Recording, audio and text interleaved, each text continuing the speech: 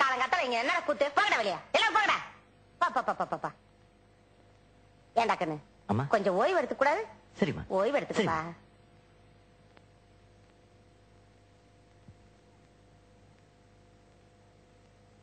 சிஷியா ஒரு பீடி கொடு. ஏய் சின்ன பசங்க பீடி குடிக்கூடாடா. அண்ணா நான் உன்னை விட 10 வயசு பெரியவன் தெரியுமா? ஒழுங்கா பீடி கொடு. இல்லன்னா விடுவேன். இந்தாங்க அண்ணா இந்தாங்க. Very good.